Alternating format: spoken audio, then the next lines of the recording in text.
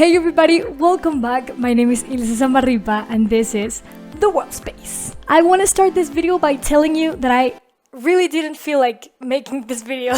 That sounds awful. I didn't sleep so well. I was tired. Some days you just don't have the energy and you're not just that hype. But here I am. I am making a video, and what I want to tell you is that motivation is a thing that is not always present. You don't always want to do the things that make you grow. So what I want you to keep from this is that sometimes you just don't feel like doing things. You just don't. You don't have the energy. You don't have the time. You are tired. But if you are persistent, great things happen. And everything that requires an extra amount of effort is not fun, and our body's always going to reject it. So make sure that in life you're not seeking for motivation, because that's not always going to be there. Just be persistent. Have a goal and be responsible. Those are the three main things. Discipline is the key element when you want to succeed in anything you do in life. So here I am being disciplined.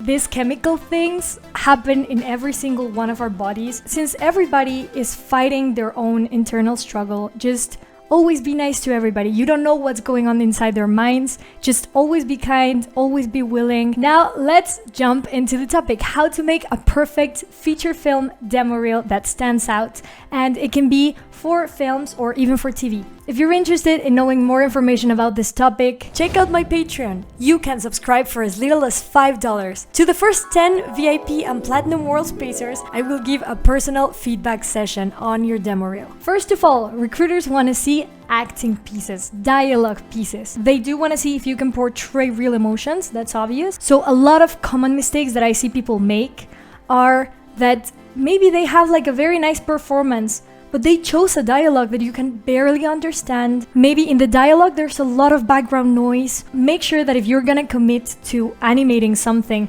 for that amount of time, because it takes very, very long and it takes a lot of effort to animate something, just make sure that the dialogue is on point. On point. It is very cool to choose a piece of dialogue that has different emotions, that within the dialogue you can see the change in the character's reactions. So if your text is something like, "But how could you? You're not good with me." Like having shocked and then pissed off and then kind of sad, or just like combining different emotions. That's something that really adds to the performance of your character, and you can really see those transformations. That leaves a print in the person who's watching it. So the more shades of color you put into the acting of your character, it's gonna be more impressive. So you wanna have characters that are reacting to what they're hearing and that are thinking of what they're gonna do next, even if it's subconscious. There are all these little things that are going on inside your mind, and you're acting them out, but you're not even realizing you are. So that can truly give a lot of texture to your animation. Another big mistake is choosing dialogues or actions that can be sensitive to people, or they have bad words. Just stay away from being offensive. In general, you don't want any recruiters to be angry at what they saw. And the people who review your demo reel are also trying to look at what kind of person you are.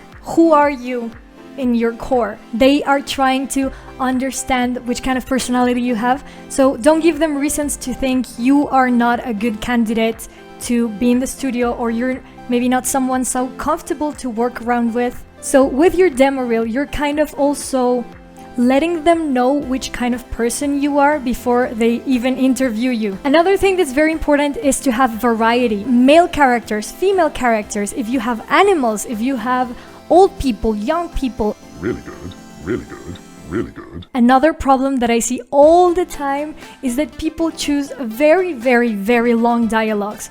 And that is very hard to do because you usually don't have the time to polish everything. Choose a dialogue that's kind of short and sweet. Seek for a lot of feedback. A lot of people have an understanding of what feels natural, what feels good, what feels weird. Don't be afraid to ask for feedback. And if somebody gives you negative feedback, just take that with a smile and understand that they're doing that for you to grow. And it's better if you are known as someone who can take feedback very well and really work on it, really polish it. I see a lot of people just getting married to their shot so much that they don't feel like changing it or they're too lazy to do it. So just think of a shot as something you really want to perfect and you really want to work in. Another very common thing I see, cameras are actually kind of very hard to animate. If you don't have a lot of experience in camera animation, my advice is to just stay away from it. Just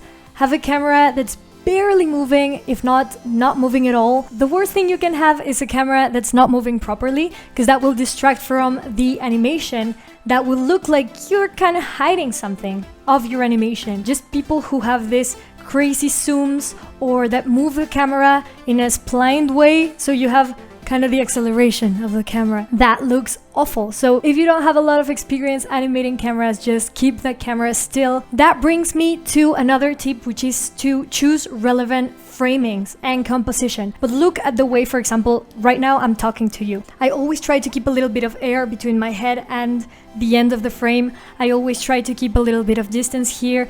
There's a very common composition rule called the rule of thirds, where you split your image into 9 imaginary segments and you try to have the key elements of your shot fall into the intersections of the lines.